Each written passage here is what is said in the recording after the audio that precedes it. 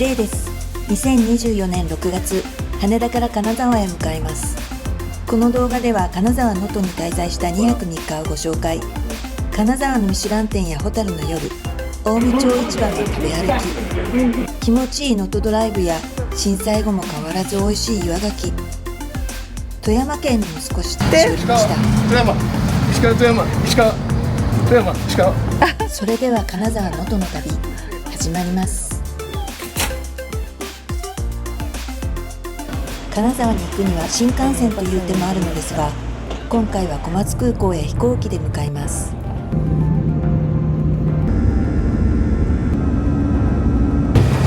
小松空港着きましたね。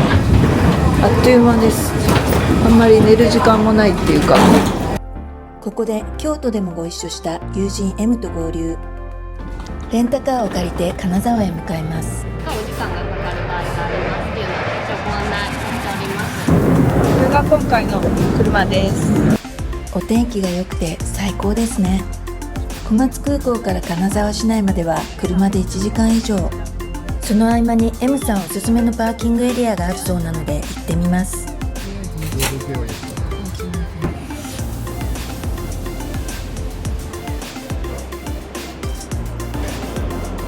一番ラーメンの T シャツが売ってる。他にも石川県の名産品がたくさん売っていますが、 M さんおすすめの理由はこの売店ではありません。お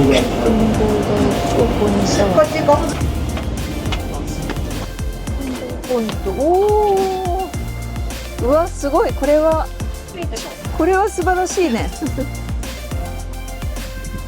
そう、ここは日本海を望むパーキングエリア。夕方になると美しい夕日を見ることもできます。さらに直接浜辺へ降りることもできるのです。すでに行けた。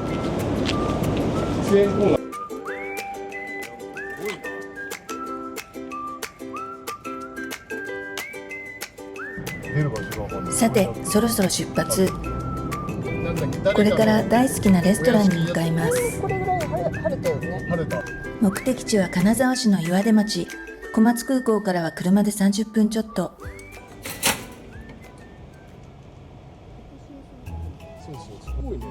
ここはぶどう園の中にレストランや洋菓子店、ウェディング施設などが集まる場所。1年前に初めて来てとても感動し、今回は2回目の訪問です。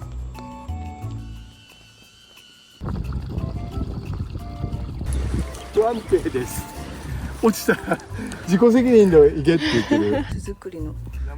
何？危険を冒すの？結構きしんでる。すごいですね。怖っ。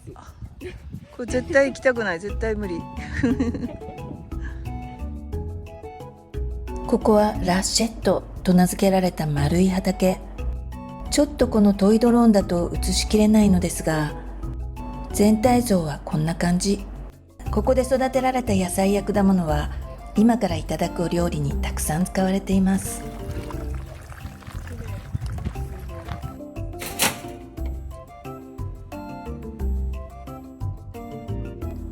さて、やっとランチの時間です。撮影しても大丈夫？この建築は世界的な建築家バン・シゲル氏によるもので、お店の中に入るとドーム型の温室のような空間が広がります。この天井の管や椅子などはなんと紙でできています。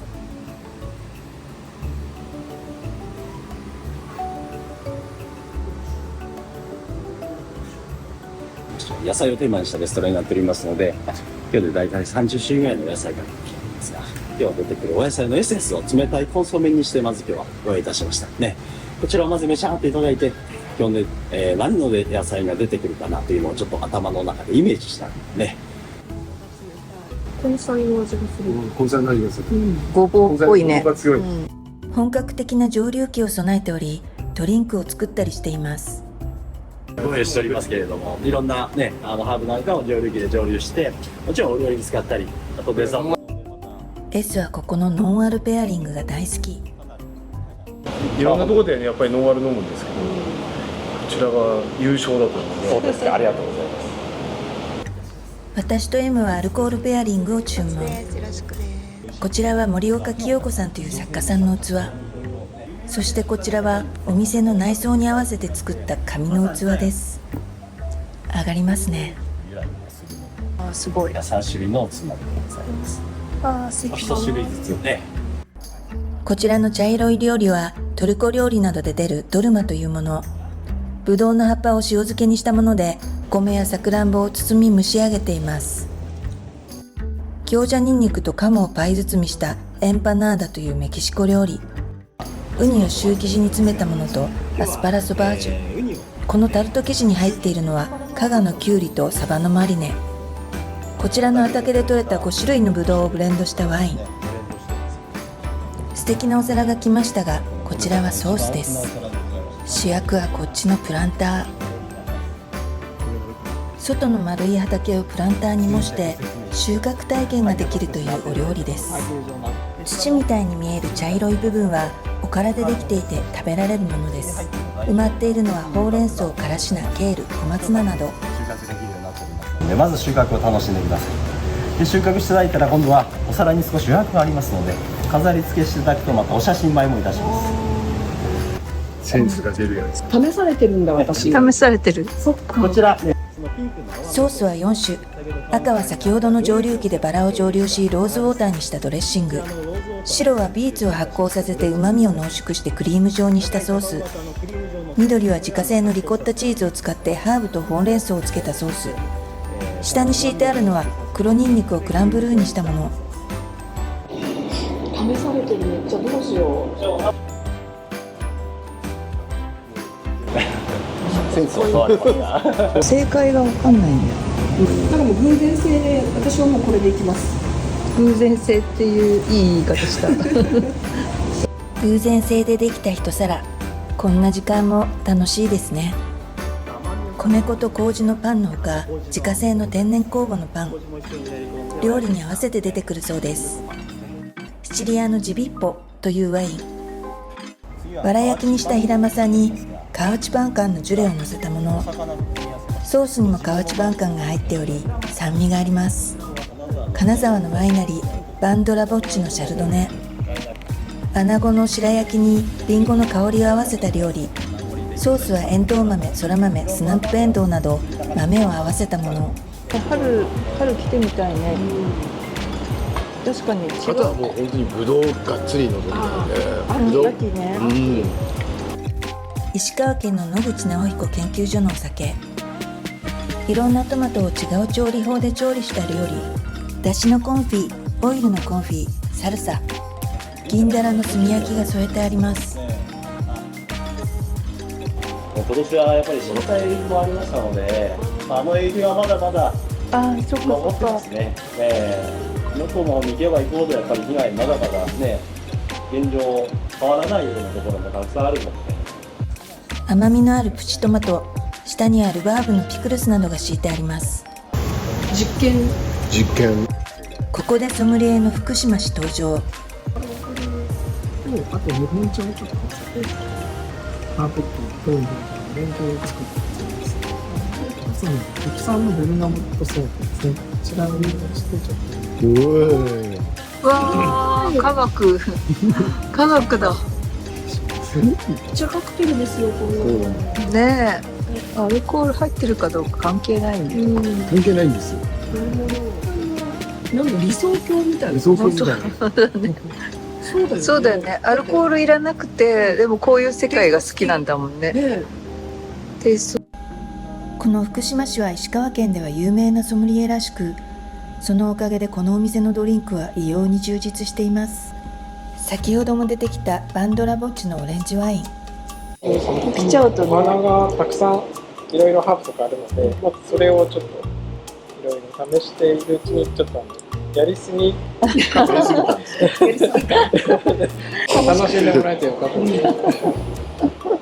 燻製した唐辛子のマリネを焼いたものをヤギの肉と合わせたタコス。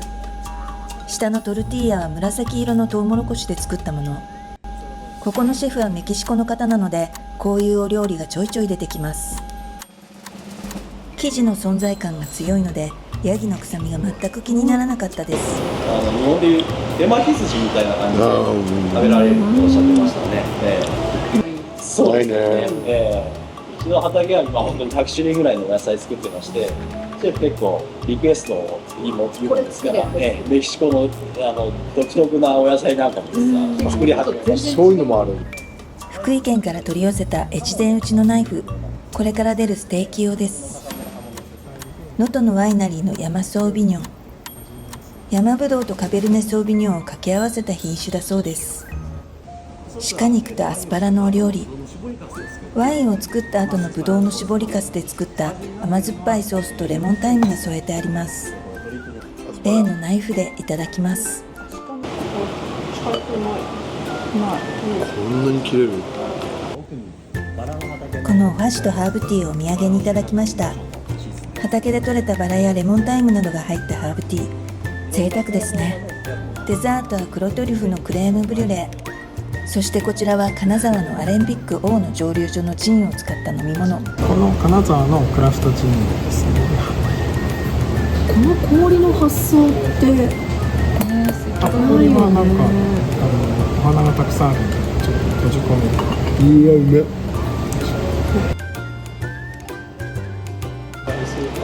コロナの時に暇すぎてこれを作ったそうです。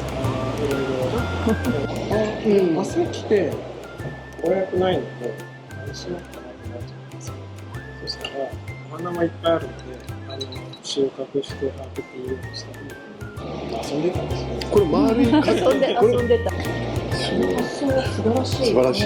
これもうめちゃくちゃ素敵ですよ。映える。映える。ブニュエロというメキシコの伝統的なデザート、完熟マンゴーが乗っています。スペインでは魚などを入れて揚げる料理ですが、メキシコに渡った時にデザートに変わったとか。ご注文いただいてたら積みに伺いまして、積み立てですか？そうです。すぐそこにあるんで。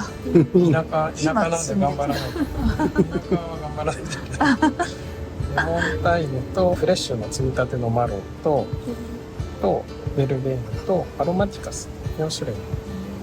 今積み立ててこんな味に。濃いな。お茶菓子でございます。お茶菓子。はい。最後のデザートはあんずのマカロン、洋風の芋きんつば、パイナップルやウイキョウのクッキーなど、シェフのマルコ氏もご挨拶に来てくださいました。もう共同性を感じられて美味しかったです。この後少しお庭を見せていただきました。お会計は1人3万円ぐらい。今回も素晴らしかったです。ごちそうさまでした。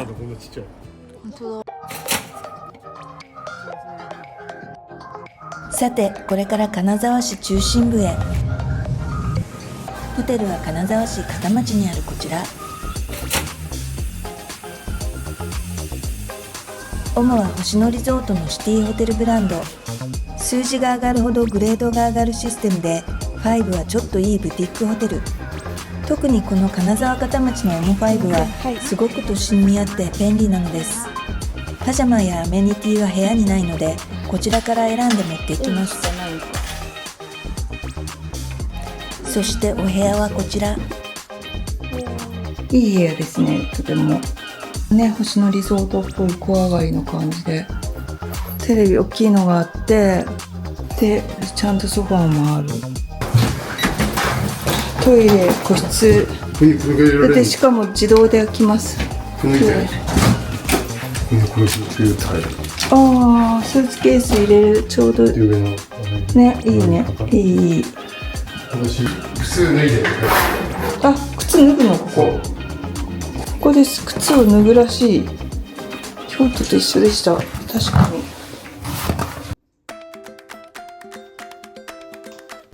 さて、夕飯を食べに出かけます。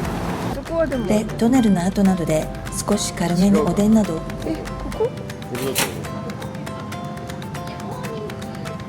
ここで再び M と待ち合わせ。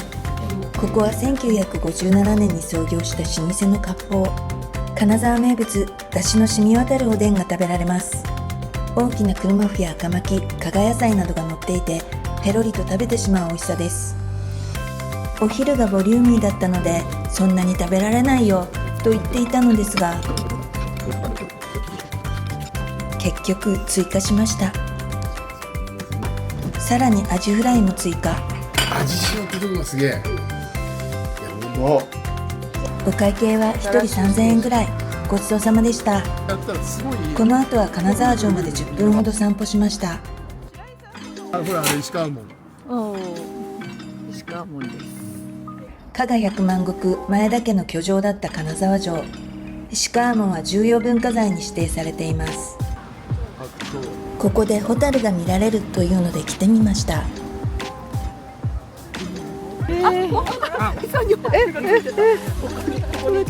他の虫だったらすごい嫌なんだけど。するとそこへホタルに詳しい方が。源氏ボタンのね、メスです。すごい。節が1個だから。すごい見えてる。これでね、大きさを見るとメスだから結構大きいですよ。見えない。あ、でかいね、本当だ。これでだいたいね、体長が2センチ近くあると思う。オスとメスの違いは、メスはね、これ一節だけ。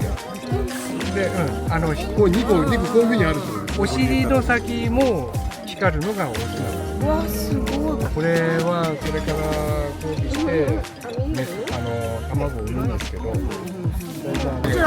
れ石川県のホタルはね、2秒間隔。ああ、確かに。1、2、富山だとこうなんです。2秒。新潟4秒。新潟4秒。これがね、西日本型と東日本型で変わってる。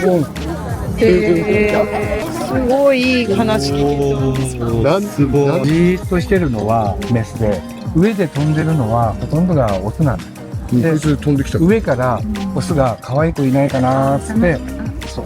可愛いとこあるんだ。可愛い。それはですは比喩表現。じーっとしてる。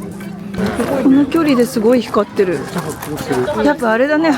のホタルとは違うね。輝きが違う。やる気あるこいつやる気ある。盛りがついてるよ。盛りがついてる。女の子を探してる。そんな感じでしばらくホタルを楽しんだ後はまた15分ほど歩いて町のバーまで。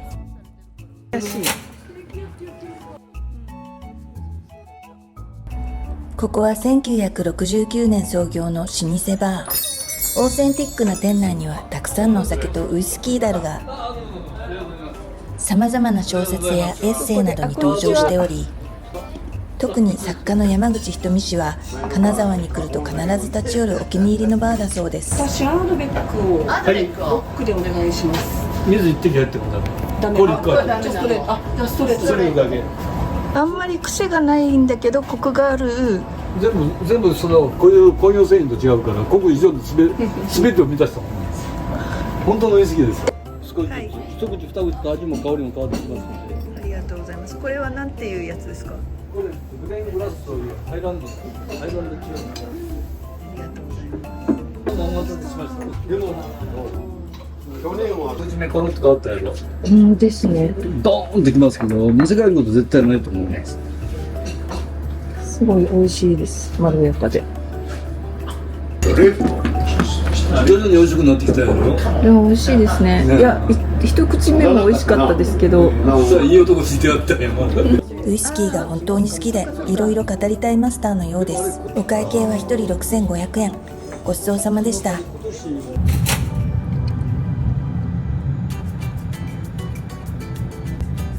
さて今日は能登へ向かいます。震災から6ヶ月後、七尾あたりにはもう行けるとのことでしたが、まずは千里浜渚ドライブウェイへ。でも全然普通に生きてるな道。いやでも昨日道に結構亀裂の跡があるとこいっぱいあったけど、これ修復してこうなのか。ほら左。2024年1月1日の能登半島地震では道路が陥没したりのり面が崩壊するケースが多発し、特に珠洲市や輪島市のあたりは深刻でしたが、能登里山街道と能登自動車道はこの1ヶ月後の7月にはほぼ全線で対面通行を再開しています。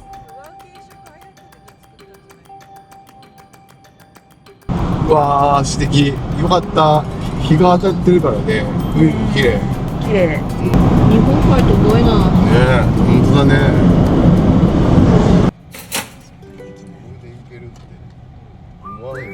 千里浜渚ドライブウェイは全長8キロ、世界でも珍しく天然の砂浜の上を走ることのできるドライブウェイです。砂の粒子が細かく適度に湿って固まっていることから走行できるのです。やっぱ広いね、ここは。ちょっとこの辺でピッて止めて、一回上からその様子を撮るっていうのやってみるか。いいですね。おー、いいっすね。これはいいっすね。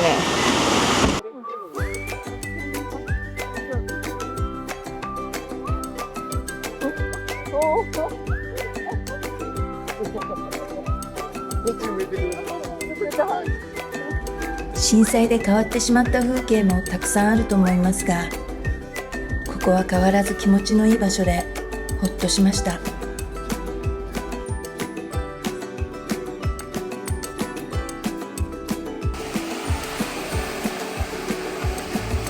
さて、そろそろ出発。お昼のお店に行く前にちょっとまた寄り道します。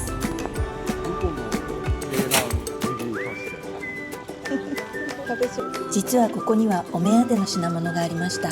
ビラデラパーチョの人がこの塩いいですよって言ったやつを買ったの。なんだっけ？あれ？ない。なんだっけ？大山とかそんな。でもなんかもしかしてさ、震災の影響とかじゃない？本当にそうか。多分それもあるかも。あら。味噌とかね。これからフランス行くので。のどぐろ味噌汁買おうかな。お湯注ぐだけのやつ。海外でね、いいですよね、これ。道の駅オリジナルの能登ししカレーパン。めっちゃ美味しそう。ここで先ほど探していた大谷塩について真相判明。お姉さんに聞いたんだけど、レジ2人とも急に顔がシュンと。びっくりした。あーってなったわ。やっぱ震災の被害そんなところに出ていやーもう本当だ。大山とかっていう塩昔ここで多分買ったと思うんですけどみたいに聞いてたら、あ大谷ってでスンってなる。悲しい。めっちゃ悲しいな。大谷塩を作っていた中町健一さんは被災され亡くなってしまったそうですが、その後娘さんが後を継ぎ大谷塩を復活。今では少しずつ販売再開しているようです。気を取り直して無料の足湯があったので使ってみましょう。人がいなくなりました。総務大臣賞を受賞している足湯ですね。意外とね、あったかいっていうか暑いぐらい。結構ぬるっとしたちゃんとした温泉です。軽症、疲労回復、健康増進、神経痛、筋肉痛、慢性皮膚病。飲んじゃダメです。旅の合間に来るにはちょうどいい。ちょうどいいっていうか、すごい超よくねこれ。超いい。大根足の湯っていう名前の。こうして見てると大根みたいに見えるもんね、確かに。自分の足がね。さて、そろそろ出発。目的地はここから30分ほど走ったところ、毎年この時期に能登に来るのは理由があり、牡蠣の美味しい季節だからです。2年前初めて能登に来て七尾の牡蠣に感動し、それ以来毎年連続で来ているのですが、今年は震災の後なので牡蠣がどうなっているか少し不安です。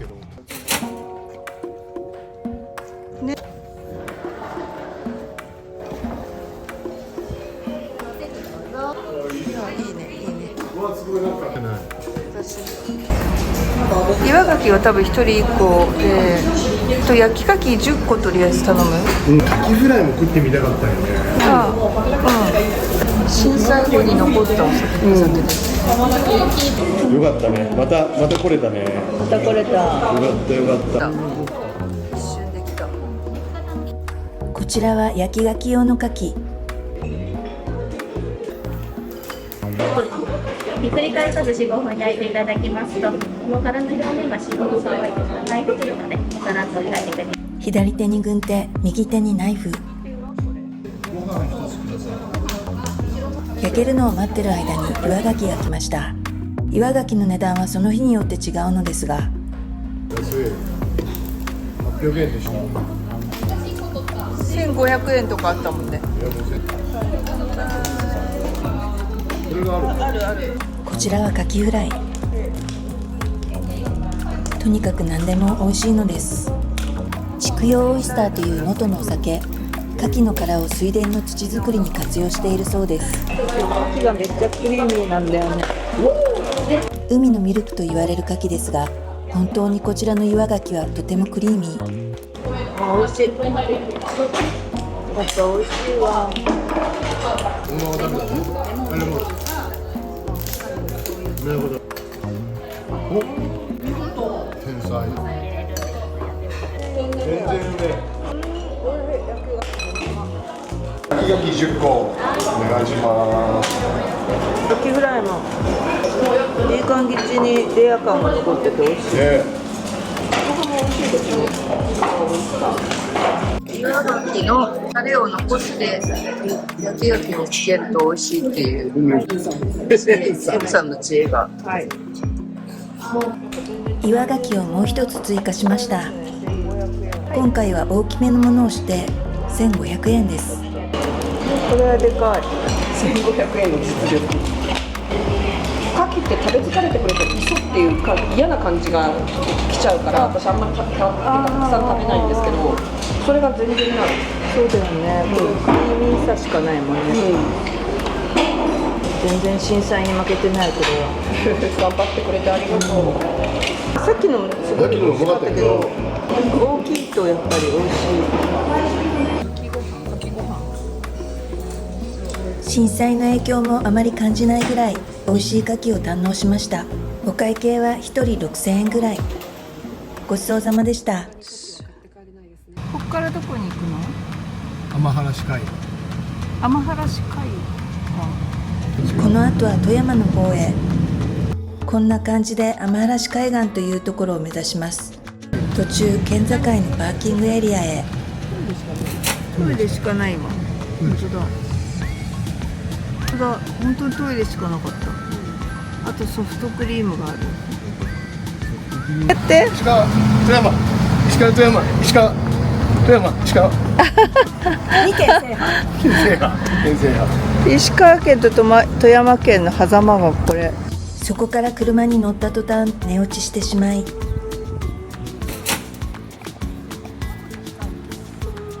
きたら目的地に着いていました。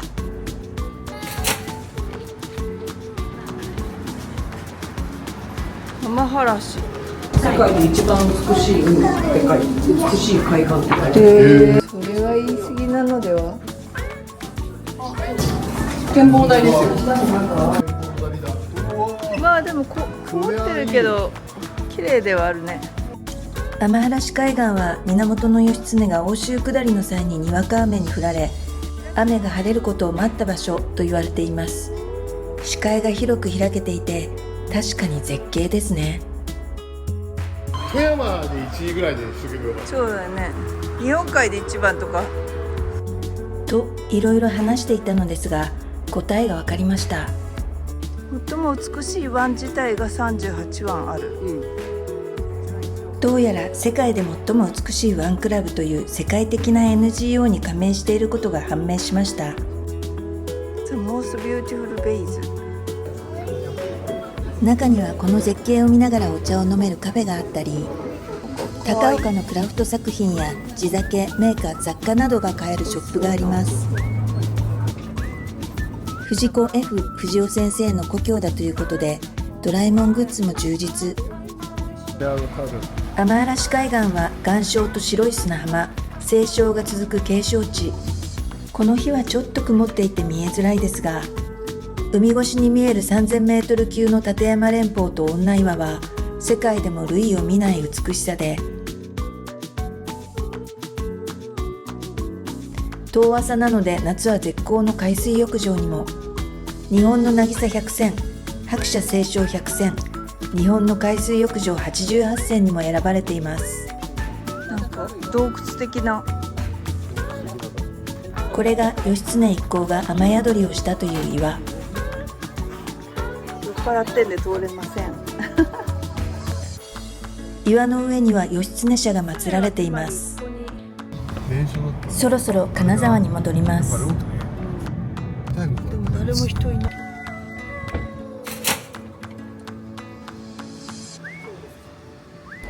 ここは絶品かき氷の食べられる甘味処。場所は香林坊の21世紀美術館のすぐ近く、金沢の中心地ですね。白桃は7月から。白桃美味しかったんだよ。ミシュラン2つ星を獲得した料亭ほなみが営む甘味処なので、料亭仕込みの美味しい甘味がいただけるのです。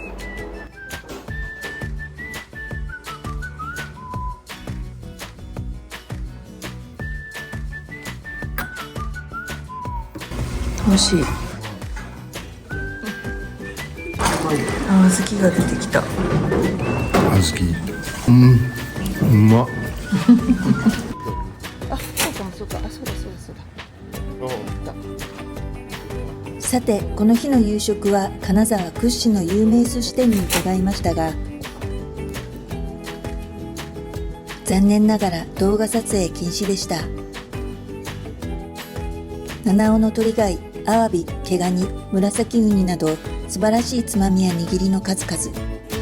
特に近畿の握りは絶品でした。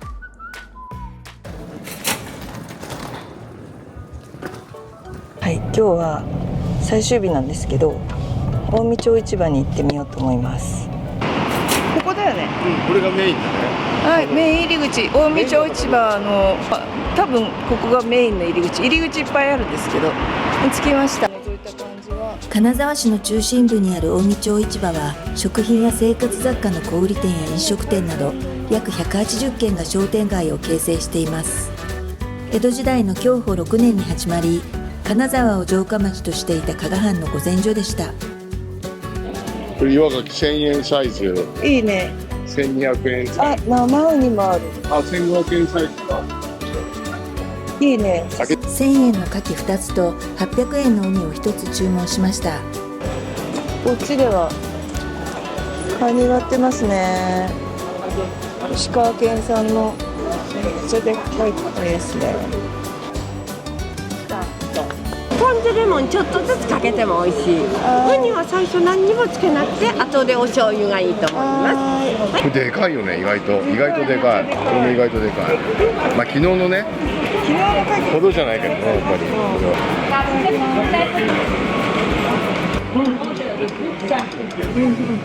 美味しい。一口でいきましたね。一口ですよ、これは。一口だね。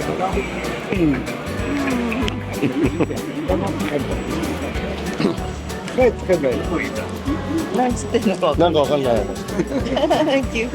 メルシボク。美味しい。ウニ。はい。ウニ。ミョウバンが入っていないのに身がしっかりしているのは剥きたてならでは。雑味のうまいね。この辺のお土産がいっぱい売ってますね。このコロッケがね、すごく美味しいんですよ。でももういつももっと並んでるんだけど、やっぱり行列少ないね。あ、のどコロッケなくなっちゃったんだ。そうですね。もうあと10分くらいで。あと10分。10分後に来るか。でしょ。じゃあもうそれさ、回転寿司もついてんじゃないの？あ、いつもよりは。だってこれさ、200組待ちみたいになってるじゃん。そうだろう。このもりもり寿司っていつもすごい待ってるんですけど。何組待ちでしょう。10組だ。ほら、10組待ちなんてすごいよ。秒で入れる。朝早いのもあるのかもまあそうか。そうか。いつも私たちもっと遅く来るから。ホタテちゃんじゃホタルイカ姿に。うわ、美味しそう。おーい。赤かぼちゃ。赤かぼちゃ。初めて見るね、こんな。魚屋さん。いっぱい魚売ってる感じでね。焼きが食える。その場で魚選んで、しかも焼いてくれる。ここが俺でオーダーするのね、こうやって。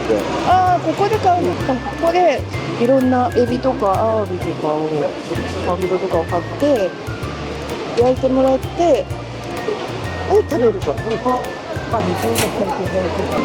酒屋さんでいっぱいお酒も売ってるんですけど、俺は加賀棒茶を。加賀棒茶をペットボトルで購入。香ばしい味わいで大好きなお茶です。クラフトビールや日本酒の地酒もたくさん揃っています。金箔ビールなんてあるね。金箔ビール。あ、でもいろいろクラフトビールがあって美味しそう。さて、そろそろコロッケが上がった頃でしょうか。じゃあのどコロッケ2つで。いただきます。はい。うまいね、揚げたてうまいね。ザクザクしてるね。すごい炭水化物食べてコロッケ食べてすごい満足感。チンするやつもあるんで、何でも熱々では食べられるんですけど、うなぎ串焼きも食べた気がする。美味しかった。なんか安家さんでさ、うなぎ巻きっていうのが最後に出てくるんだけど、そこのうなぎもこの近江町市場の中のうなぎ屋さんなのよ。だから一緒にこの前安家さん行った人はいつも近江町市場行ってそこのうなぎを買って帰るって言ってた。じゃあそれだ。ちなみに小松安家さんは金沢の有名な老舗のお寿司屋さん。あれ違う。これだこれ宮村でしょ。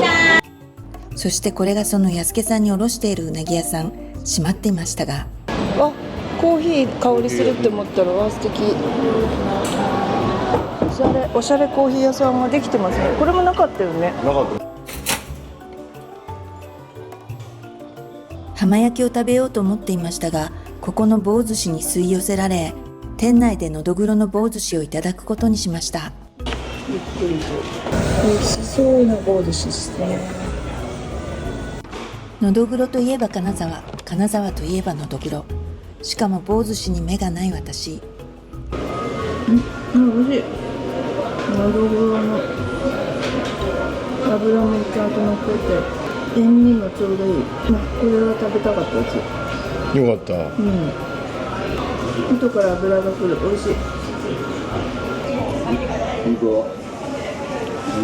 だんだん最後の方になればなるほど味が出てくる。うまいね。やっぱのどぐろはうまい。やっぱ出来たてなのうまいね。ね、出来たての棒寿司っていうのもなかなか食べないのね。加賀棒茶のショップ。お土産のお茶も買える。いっぱいお茶がある。これってあれですか、中はティーバッグになってるんですか。あ、いいね。こういうの興味惹かれるけど冒険できないの。なんかそうだね。桜、生姜、どうしても保守的だから普通のにしたくなるね。普通の加賀棒茶と普通のウーロン茶、そして思い切って桜味を買ってみました。お会計は1620円。その後 M と合流し、素敵な喫茶店に行こうとしたのですが、やってない。あ、水日祝日休みだ。ここすごいね。東でコーヒー店、すごく素敵なカフェなんだけど、じゃあさっきのスタンドのとこに。というわけで先ほどのお店へ。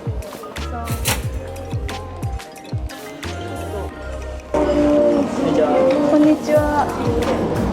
おすすめとかあるんですか。そうですね。ミルクが嫌じゃなければ、うちのコーヒーだとカフェラテで飲まれる方が。あ、じゃあカフェラテにします。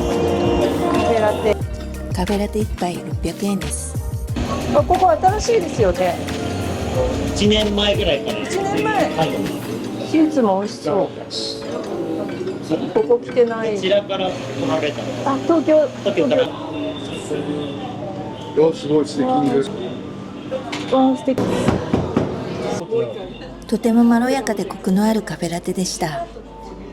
ごちそうさまでした。いや、金沢楽しかったですね。楽しかったですよ。これは包みもんですね。